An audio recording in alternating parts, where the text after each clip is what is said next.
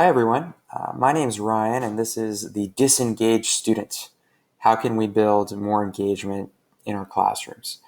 So, in addition to the Google Slides presentation, I just wanted to post a quick video to walk you through this webinar and the short activity and discussion and offer a few more of my thoughts along the way. So, feel free to scroll through at your own pace.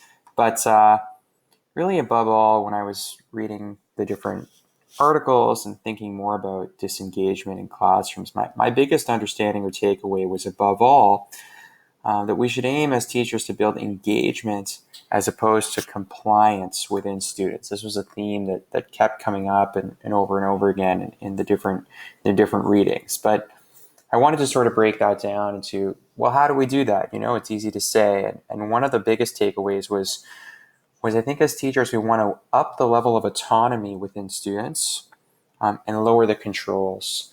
And this came up in a few articles from a few of the different authors.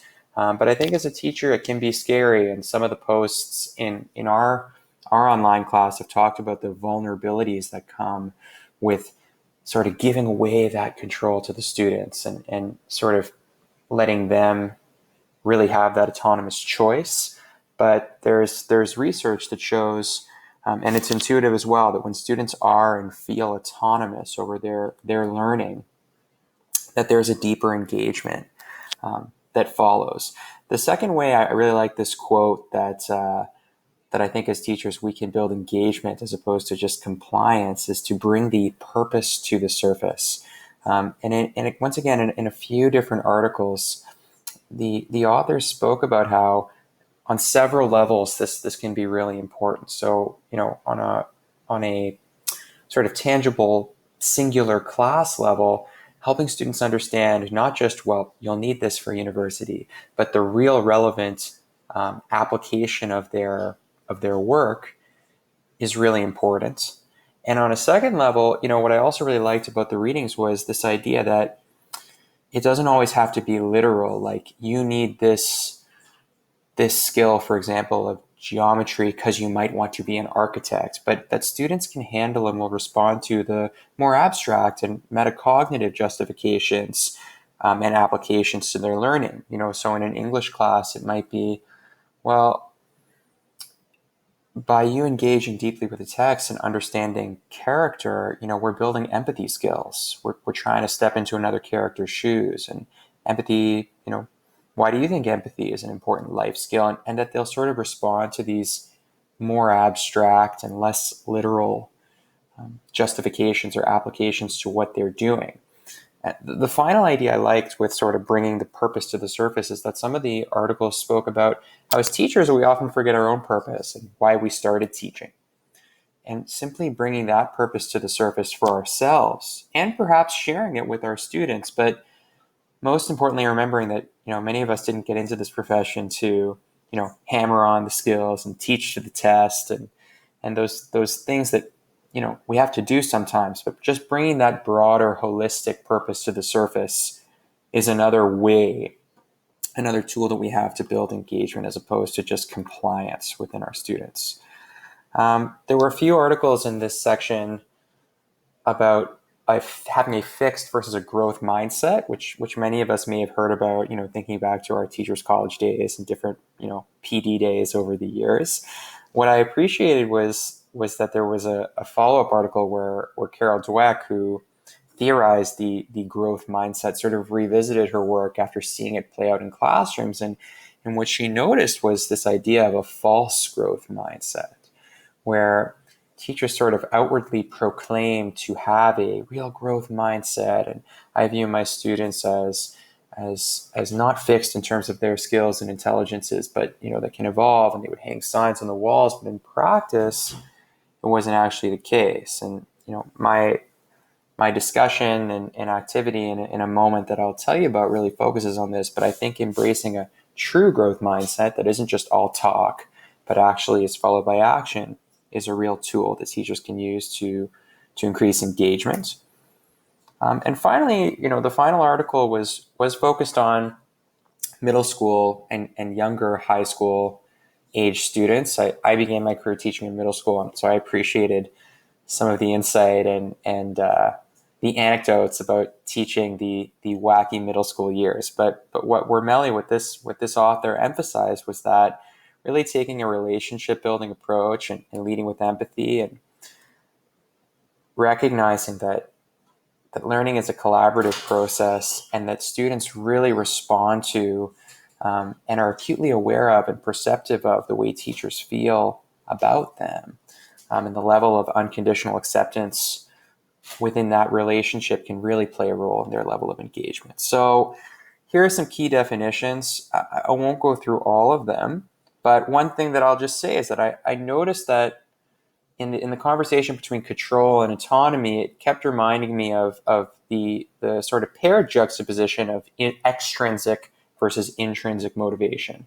And those weren't necessarily terms that were being used in the readings, but I sort of felt like they were sort of under the radar within all this work, what was really being discussed.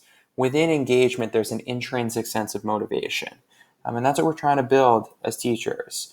And I enjoyed, there was a discussion of this concept of flow, which some of you may have heard of. A psychologist named Csikszentmihalyi talked about flow and the feeling when you're so deeply immersed and engaged. And not every moment in school is going to be like that, but we can try as educators, if we're trying to up the level of engagement, particularly for students who may be a little bit more challenging to engage, to build in some of these moments.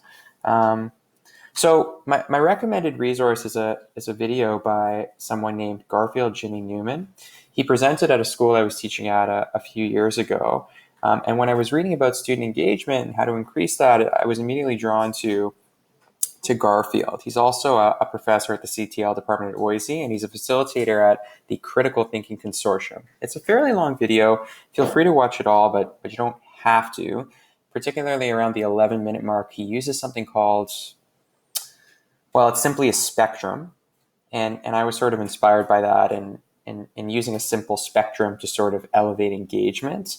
But I really liked his line at the end about living with the problem longer and about not just teaching toward a clear answer or a clear objective, but the value in embracing the ambiguity and really diving into what is challenging and ambiguous. And especially in English, I think these are ideas that we engage with. And so I thought that a spectrum, by definition of there being sort of gray areas along the line, would be an interesting tool to use in this spirit. So here, for the short activity, what I'd love for you to do is take a look at the spectrum at the bottom of the page and to sort of place yourself on the spectrum as you see yourself lie. I realize that maybe this is a bit, requires a bit of bravery or vulnerability. And so if you don't feel comfortable posting, that's okay. But I started, in terms of myself, I put myself around sort of half, leaning towards the mostly growth mindset. And I'll explain, I guess, just for a second why I put myself there. I would like to say, and I do, see myself and my students as being able to grow and learn and progress and build upon their skills. But in reflecting on this, and I spoke a little bit about this in terms of the next slide and the gap in my learning to practice, I'm recognizing that sometimes when I assess their previous work, my students can sometimes cloud my judgment. I'll sometimes do a double take at their last piece when I'm marking the current piece and sort of try and ground myself. And I don't think that's the worst practice, to sort of check myself. But at the same time, it may not be so fair. And it may be one of my goals I sort of reflected on was really seeing each assignment and each chance for assessment as a complete blank slate. And that's why I sort of put myself mostly, and I would like to move aspirationally to the right of that spectrum. So I'd love for you to, the Google Slides is open for editing. I'd love for you to create a box and actually put yourself on that spectrum there. And then in the hub, on the reply tab online, we can discuss a little bit about why you placed yourself where you did and how you think teachers can better embrace a true growth mindset, and also how this growth mindset, might lead to a greater sense of intrinsic motivation or autonomy or engagement. And finally, what your thoughts and experiences are related to these ideas and approaching disengaged students. Over the years, I've had a few quote unquote disengaged students, more than a few, and I find sometimes I can be a bit discouraged.